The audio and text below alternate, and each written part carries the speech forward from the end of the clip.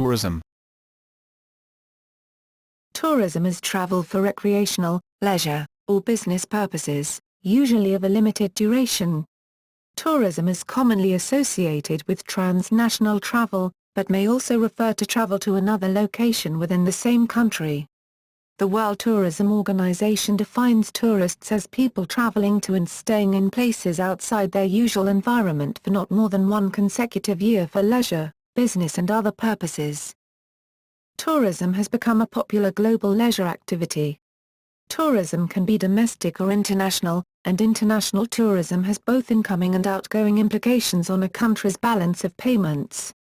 Today, tourism is a major source of income for many countries, and affects the economy of both the source and host countries. In some cases it is of vital importance.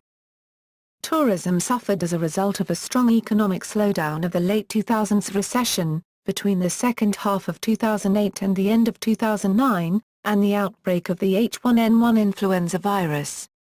It then slowly recovered, with international tourist arrivals surpassed the milestone 1 billion tourists globally for first time in history in 2012. International tourism receipts, the travel item of the balance of payments, grew to $1.03 trillion (EU $740 billion) in 2011, corresponding to an increase in real terms of 3.8% from 2010. In 2012, China became the largest spender in international tourism globally with $102 billion, surpassing Germany and United States.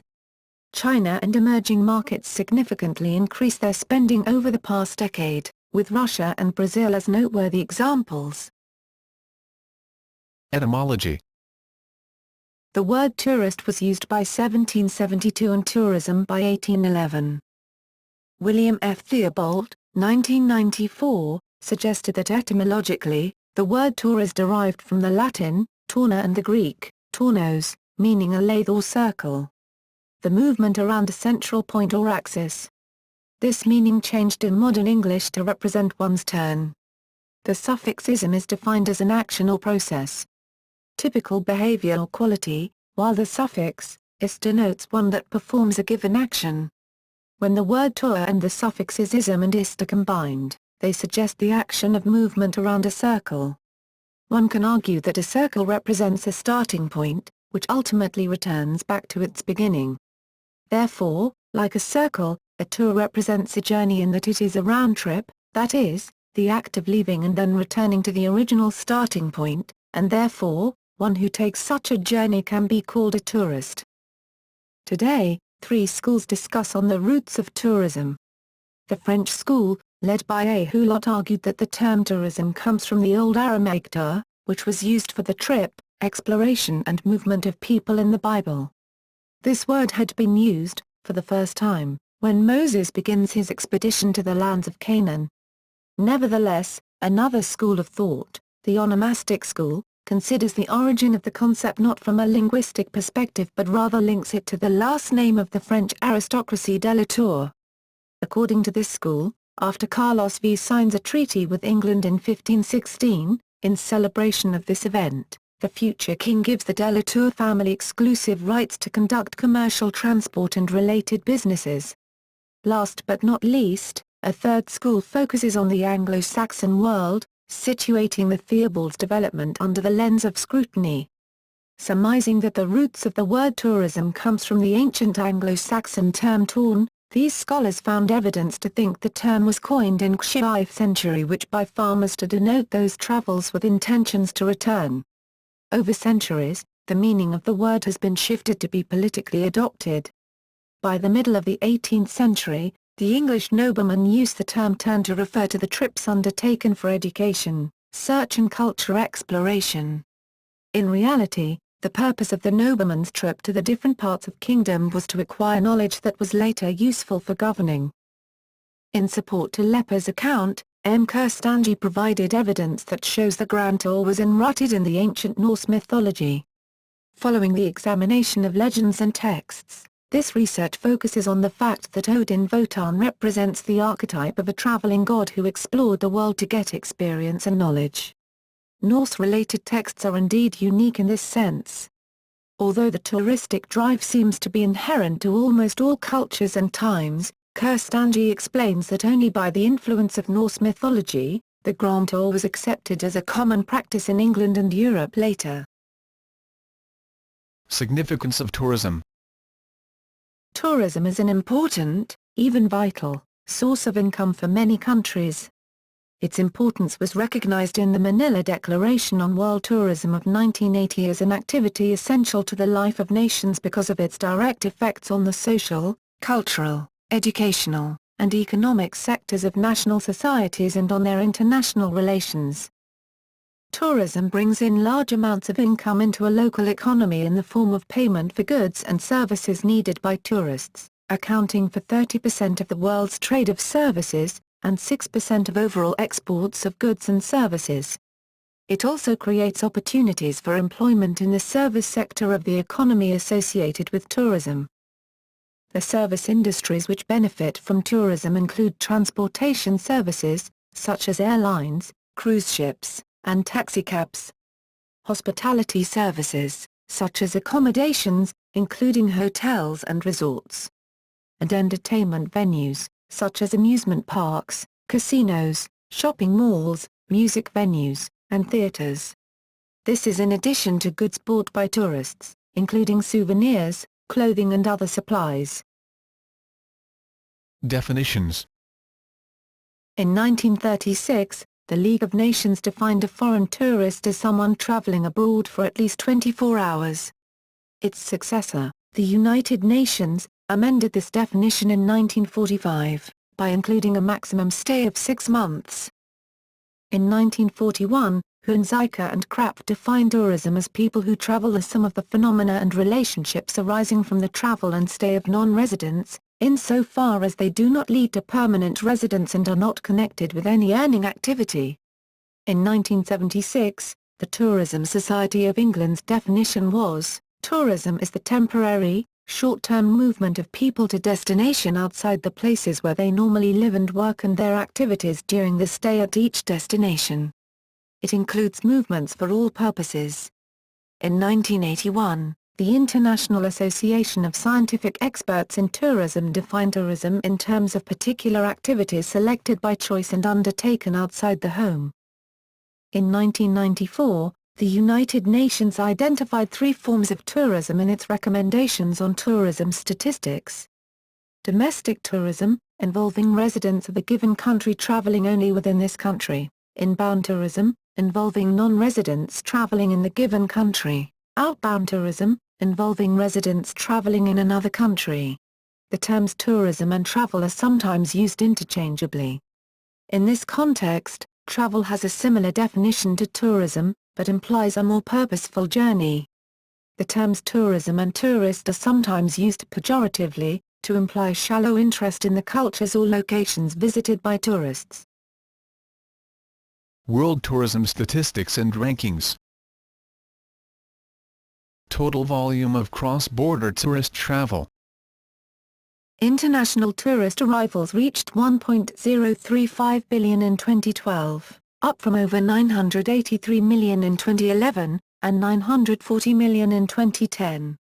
In 2011 and 2012, international travel demand continued to recover from the losses resulting from the late 2000s recession, where tourism suffered a strong slowdown from the second half of 2008 through the end of 2009.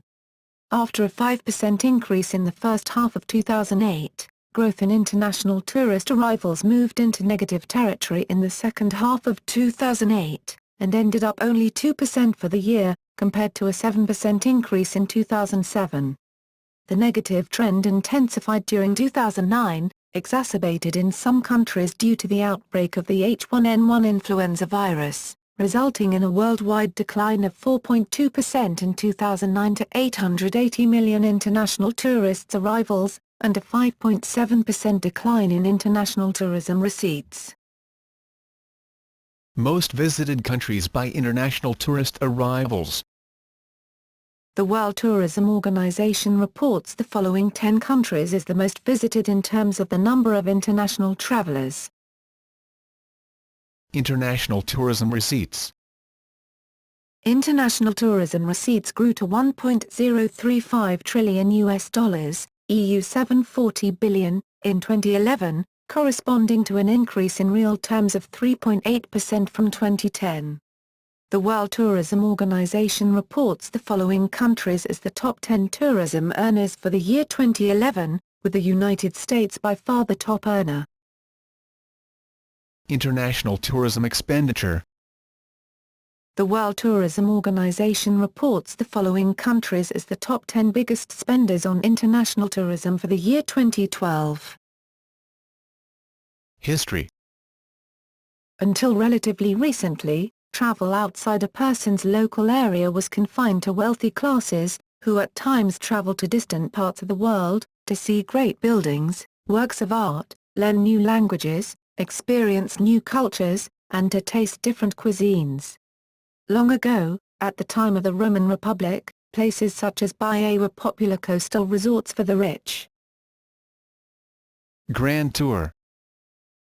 Modern tourism can be traced to what was known as the Grand Tour, which was a traditional trip of Europe, especially Germany and Italy, undertaken by mainly upper-class European young men of means, mainly from Western and Northern European countries.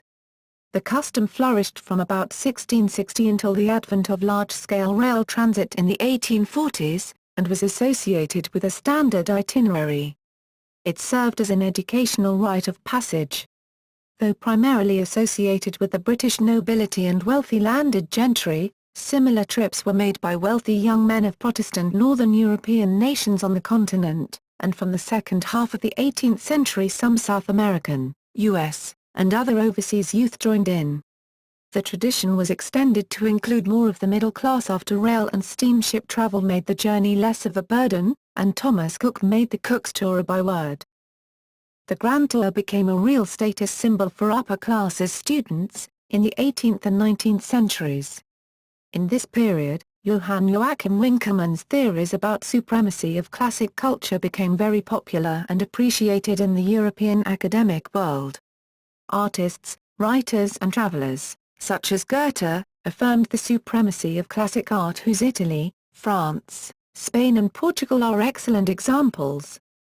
For these reasons, the Grand Tour's main destinations were to those centers, where upper-class students could find rare examples of classic art and history. The New York Times recently described the Grand Tour in this way. The primary value of the Grand Tour, it was believed, laid in the exposure both to the cultural legacy of classical antiquity and the Renaissance, and to the aristocratic and fashionably polite society of the European continent. Emergence of leisure travel. Leisure travel was associated with the Industrial Revolution in the United Kingdom, the first European country to promote leisure time to the increasing industrial population. Initially, this applied to the owners of the machinery of production, the economic oligarchy, the factory owners and the traders. These comprised the new middle class. Cox and Kings was the first official travel company to be formed in 1758. The British origin of this new industry is reflected in many place names. In Nice, France, one of the first and best established holiday resorts on the French Riviera, the long esplanade along the seafront is known to this day as the Promenade des Anglais. In many other historic resorts in continental Europe, old, well-established palace hotels have names like the Hotel Bristol, Hotel Carlton, or Hotel Majestic, reflecting the dominance of English customers. A pioneer of the travel agency, Thomas Cook's idea to offer excursions came to him while waiting for the stagecoach on the London Road at Kibworth. With the opening of the extended Midland Counties Railway, he arranged to take a group of 540 temperance campaigners from Leicester Campbell Street Station to a rally in Loughborough, 11 miles away. On July 5, 1841, Thomas Cook arranged for the rail company to charge 1 shilling per person that included rail tickets and food for this train journey. Cook was paid a share of the fares actually charged to the passengers, as the railway tickets, being legal contracts between company and passenger, could not have been issued at his own price. This was the first privately chartered excursion train to be advertised to the general public. Cook himself acknowledging that there had been previous, unadvertised, private excursion trains. During the following 3 summers he planned and conducted outings for temperance societies and Sunday school children. In 1844 the Midland Countries Railway Company agreed to make a permanent arrangement with him provided he found the passengers. This success led him to start his own business running rail excursions for pleasure, taking a percentage of the railway tickets. 4 years later, he planned his first excursion abroad, when he took a group from Leicester to Calais to coincide with the Paris exhibition. The following year he started his grand circular tours of Europe. During the 1860s he took parties to Switzerland, Italy, Egypt and the United States. Cook established inclusive independent travel, whereby the traveler went independently but his agency charged for travel, food and accommodation for a fixed period over any chosen route. Such was his success that the Scottish railway companies withdrew their support between 1862 and 1863 to try the excursion business for themselves. Cruise shipping. Cruising is a niche form of tourism, a feature of which is that it typically touches more than one country but it typically does not touch any country. It is a popular form of water tourism. Leisure cruise ships were introduced by the Peninsula and Oriental Steam Navigation Company, P&O, in 1844, sailing from Southampton to destinations such as Gibraltar, Malta and Athens. In 1891, German businessman Albert Ballin sailed the ship Augusta Victoria from Hamburg into the Mediterranean Sea. In 1900, one of the first purpose-built cruise ship was Prinzessin Victoria Luz, built in Hamburg. Modern-day tourism. Many leisure-oriented tourists travel to the tropics, both in the summer and winter. Places of such nature often visited are, Bali in Indonesia, Colombia, Brazil, Cuba, Ecuador, Grenada, the Dominican Republic, Malaysia, Mexico, the various Polynesian tropical islands, Queensland in Australia, Thailand, Saint-Tropez and Cannes in France, Florida, Hawaii in the United States, Puerto Rico, St. Vincent and the Grenadines, Barbados, Trinidad and Tobago, Jamaica, St. Lucia, St. Martin, St. Martin's Island in Bangladesh, St. Kitts and Nevis, the Bahamas, Anguilla, Antigua and Barbuda, Aruba, Turks and Caicos Islands, Boracay Island in the Philippines and Bermuda. Winter tourism. St. Moritz, Switzerland became the cradle of the developing winter tourism in the 1860s.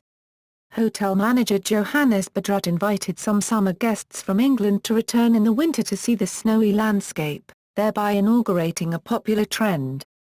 It was, however, only in the 1970s when winter tourism took over the lead from summer tourism in many of the Swiss ski resorts.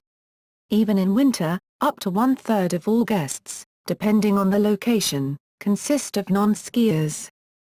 Major ski resorts are located mostly in the various European countries, for example Andorra, Austria, Bulgaria, Bosnia-Herzegovina, Czech Republic, Cyprus, Finland, France, Germany, Iceland, Italy, Norway, Latvia, Lithuania, Poland, Serbia, Sweden, Slovakia, Slovenia, Spain, Switzerland, Turkey, Canada, the United States, for example Colorado, California, Utah, Montana, Wyoming, New York, New Jersey, Michigan, Vermont, New Hampshire, New Zealand, Japan, South Korea, Chile, and Argentina. Mass tourism. Mass tourism developed with improvements in technology, which allowed the transport of large numbers of people in a short space of time to places of leisure interest, so that greater numbers of people could begin to enjoy the benefits of leisure time. In continental Europe, early seaside resorts include, Heiligendamm, founded in 1793 at the Baltic Sea, being the first seaside resort. Ostend, popularized by the people of Brussels. Boulogne-sur-Mer and Deauville for the Parisians. In the United States, the first seaside resorts in the European style were at Atlantic City, New Jersey and Long Island, New York. Adjectival tourism. Adjectival tourism refers to the numerous niche or specialty travel forms of tourism that have emerged over the years, each with its own adjective. Many of these have come into common use by the tourism industry and academics. Others are emerging concepts that may or may not gain popular usage. Examples of the more common niche tourism markets include: other terms used for niche or specialty travel forms include the term destination in the descriptions, such as destination weddings, and terms such as location vacation. Recent developments. There has been an uptrend in tourism over the last few decades, especially in Europe, where international travel for short breaks is common. Tourists have a wide range of budgets and tastes, and a wide variety of resorts and hotels have developed to cater for them. For example, some people prefer simple beach vacations, while others want more specialized holidays, quieter resorts, family-oriented holidays or niche market-targeted destination hotels. The developments in technology and transport infrastructure, such as jumbo jets, low-cost airlines and more accessible airports have made many types of tourism more affordable. The WHO estimated in 2009 that there are around 500,000 people on board aircraft at any given time. There have also been changes in lifestyle, for example some retirement-age people sustain year-round tourism. This is facilitated by internet sales of tourist services. Some sites have now started to offer dynamic packaging, in which an inclusive price is quoted for a tailor-made package requested by the customer upon impulse. There have been a few setbacks in tourism, such as the September 11 attacks and terrorist threats to tourist destinations, such as in Bali and several European cities. Also, on December 26, 2004, a tsunami, caused by the 2004 Indian Ocean earthquake, hit the Asian countries on the Indian Ocean, including the Maldives. Thousands of lives were lost including many tourists. This, together with the vast cleanup operations, stopped or severely hampered tourism in the area for a time. Individual low-price or even zero-price overnight stays have become more popular in the 2000s, especially with a strong growth in the hostel market and services like couch surfing and Airbnb being established. Sustainable tourism. Sustainable tourism is envisaged as leading to management of all resources in such a way that economic, social and aesthetic needs can be fulfilled while maintaining cultural integrity, essential ecological processes, biological diversity and life support systems. World Tourism Organization. Sustainable development implies meeting the needs of the present without compromising the ability of future generations to meet their own needs. World Commission on Environment and Development, 1987.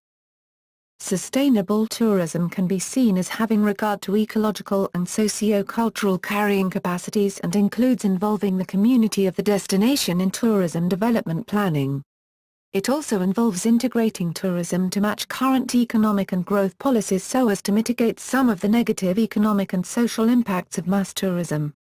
Murphy, 1985, advocates the use of an ecological approach, to consider both plants and people when implementing the sustainable tourism development process. This is in contrast to the boosterism and economic approaches to tourism planning, neither of which consider the detrimental ecological or sociological impacts of tourism development to a destination.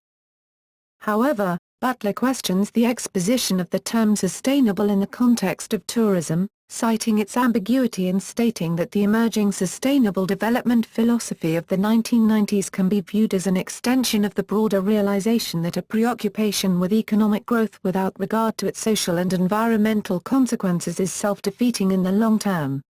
Thus sustainable tourism development is seldom considered as an autonomous function of economic regeneration as separate from general economic growth.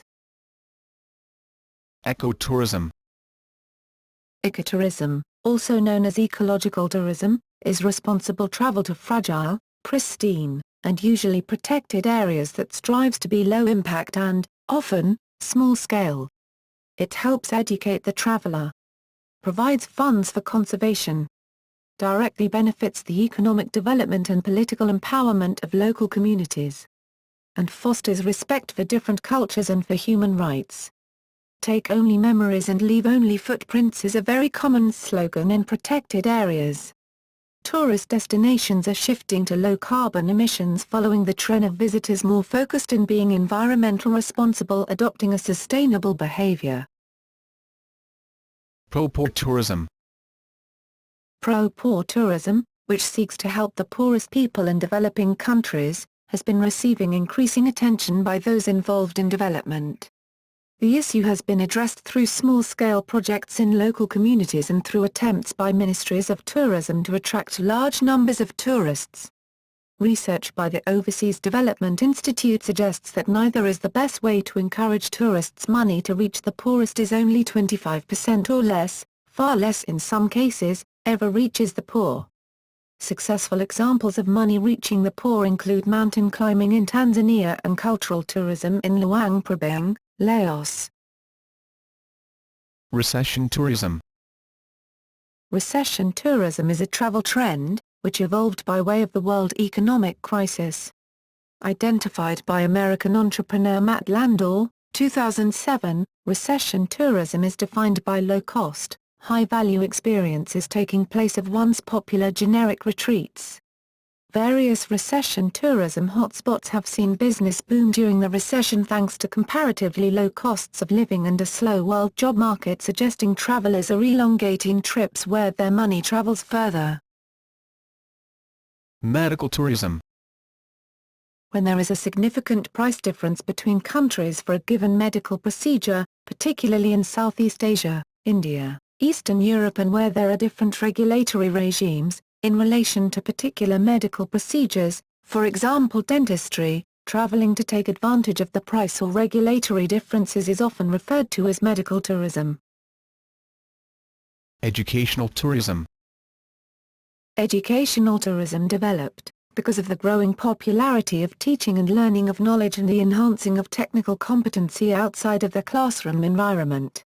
In educational tourism, the main focus of the tour or leisure activity includes visiting another country to learn about the culture, study tours, or to work and apply skills learned inside the classroom in a different environment, such as in the International Practicum training program. Creative tourism. Creative tourism has existed as a form of cultural tourism since the early beginnings of tourism itself. Its European roots date back to the time of the Grand Tour, which saw the sons of aristocratic families traveling for the purpose of mostly interactive, educational experiences. More recently, creative tourism has been given its own name by Crispin Raymond and Greg Richards, who as members of the Association for Tourism and Leisure Education, Atlas, have directed a number of projects for the European Commission, including cultural and crafts tourism, known as sustainable tourism. They have defined creative tourism as tourism related to the active participation of travelers in the culture of the host community, through interactive workshops and informal learning experiences. Meanwhile, the concept of creative tourism has been picked up by high-profile organizations such as UNESCO, who through the Creative Cities Network, have endorsed creative tourism as an engaged, authentic experience that promotes an active understanding of the specific cultural features of a place. More recently, creative tourism has gained popularity as a form of cultural tourism, drawing on active participation by travelers in the culture of the host communities they visit. Several countries offer examples of this type of tourism development, including the United Kingdom, Austria, France, the Bahamas, Jamaica, Spain, Italy and New Zealand.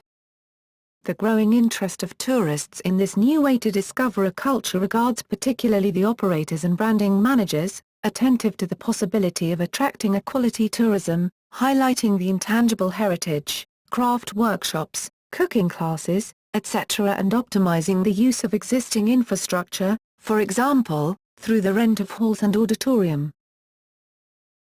Experiential tourism. Experiential travel.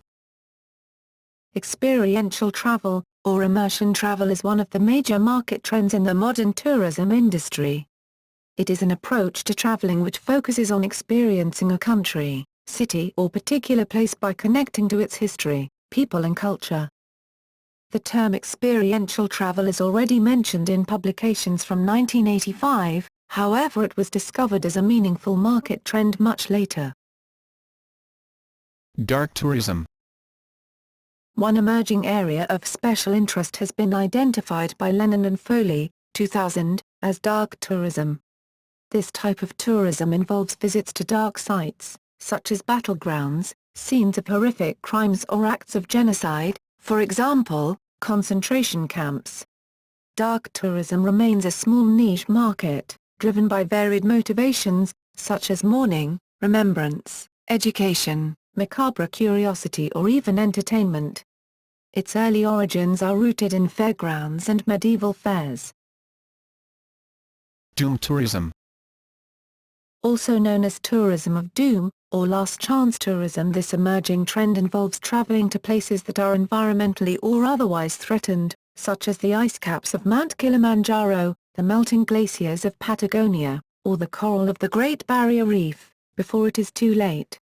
Identified by Travel Trade magazine Travel Age West editor-in-chief Kenneth Shapiro in 2007 and later explored in the New York Times, this type of tourism is believed to be on the rise. Some see the trend as related to sustainable tourism or ecotourism due to the fact that a number of these tourist destinations are considered threatened by environmental factors such as global warming, overpopulation or climate change. Others worry that travel to many of these threatened locations increases an individual's carbon footprint and only hastens problems threatened locations are already facing. Growth. The World Tourism Organization, UNWTO, forecasts that international tourism will continue growing at the average annual rate of 4%. With the advent of e-commerce, tourism products have become one of the most traded items on the Internet. Tourism products and services have been made available through intermediaries, although tourism providers, hotels, airlines, etc., including small-scale operators, can sell their services directly. This has put pressure on intermediaries from both online and traditional shops. It has been suggested there is a strong correlation between tourism expenditure per capita and the degree to which countries play in the global context. Not only as a result of the important economic contribution of the tourism industry, but also as an indicator of the degree of confidence with which global citizens leverage the resources of the globe for the benefit of their local economies. This is why any projections of growth in tourism may serve as an indication of the relative influence that each country will exercise in the future. Space tourism. There has been a limited amount of orbital space tourism, with only the Russian Space Agency providing transport to date. A 2010 report into space tourism anticipated that it could become $1 billion market by 2030. Sports tourism. Since the late 1980s, sports tourism has become increasingly popular. Events such as rugby, Olympics, Commonwealth Games, Asian Games and Football World Cups have enabled specialist travel companies to gain official ticket allocation and then sell them in packages that include flights, hotels and excursions. The focus on sport and spreading knowledge on the subject, especially more so recently, lead to the increase in the sport tourism. Most notably, the international events such as the Olympics caused a shift in focus in the audience who now realize the variety of sports that exist in the world. In the United States, one of the most popular sports that usually are focused on was football. This popularity was increased through major events like the World Cups. In Asian countries, the numerous football events also increased the popularity of football. But, it was the Olympics that brought together the different sports that lead to the increase in sport tourism. The drastic interest increase in sports in general and not just one sport caught the attention of travel companies, who then began to sell flights in packages. Due to the low number of people who actually purchased these packages than predicted, the cost of these packages plummeted initially. As the numbers start to rise slightly, the packages increase to regain the lost profits. With a certain economic state, the number of purchases decreased once again. The fluctuation in the number of packages sold was solely dependent on the economic situation, therefore, Most travel companies were forced to set aside of the plan to execute the marketing of any new package features. Latest trends. As a result of the late 2000s recession, international arrivals suffered a strong slowdown beginning in June 2008. Growth from 2007 to 2008 was only 3.7% during the first 8 months of 2008. This slowdown on international tourism demand was also reflected in the air transport industry, with a negative growth in September 2008 and a 3.3% growth in passenger traffic through September. The hotel industry also reported a slowdown, with room occupancy declining. In 2009 worldwide tourism arrivals decreased by 3.8%. By the first quarter of 2009, real travel demand in the United States had fallen 6% over 6 quarters. While this is considerably milder than what occurred after the 9/11 attacks, the decline was at twice the rate as real GDP has fallen. However, evidence suggests that tourism as a global phenomena shows no signs of substantially abating in the long term. It has been suggested that travel is necessary in order to maintain relationships, as social life is increasingly networked and conducted at a distance. For many people, vacations and travel are increasingly being viewed as a necessity rather than a luxury, and this is reflected in tourist numbers recovering some 6.6% globally over 2009, with growth up to 8% in emerging economies.